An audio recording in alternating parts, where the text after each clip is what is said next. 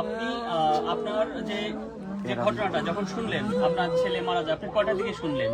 আমি একটা সাড়ে আটটার দিকে। আপনার পরিচয় হলো আপনার, আপনি দীপুর বাবা, আপনার কি নাম? রবিলাল। রবিলাল।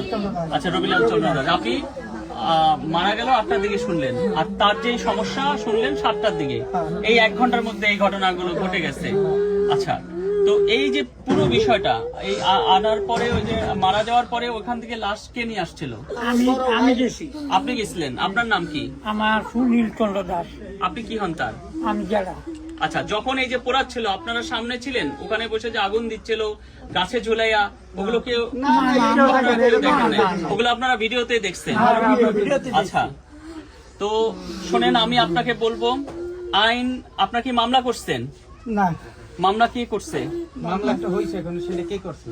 মামলাটা যে আপনারাই বাদী, আপনার ওরাও এর বিরুদ্ধে পুলিশ বাদী তো আছে। আপনারা পরিবারের পক্ষ থেকে অবশ্যই আপনাদের পরিবারের পক্ষ থেকেও মামলা করতে হবে এখানে আপনারা, কারণ আপনারা যদি মামলা করেন এনে ভয়ের কিছু নেই। আপনাদের পাশে পুরো বাংলাদেশে শুধু সনাতন ধর্মাবলম্বী না, বাংলাদেশের মানে যাদের মধ্যে শুভ বুদ্ধি আছে সকল মানুষ আছে।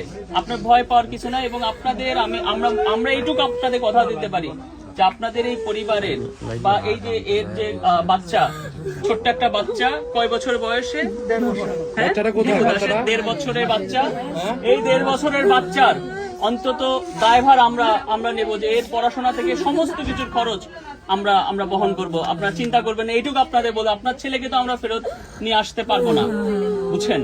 কিন্তু সে যে এই যে উগ্রবাদীদের নৃশংসতায় যেভাবে মারা গেছে, আমি মনে করি যে এটা বাংলাদেশের একটা লজ্জা পুরো দেশের, এবং যারা হয়েছে তাদের দৃষ্টান্তমূলক আমরা শাস্তি আমরা চাই। তো আপনার সাথে সর্বশেষ আপনার ছেলের কতদিন আগে দেখা হয়েছে?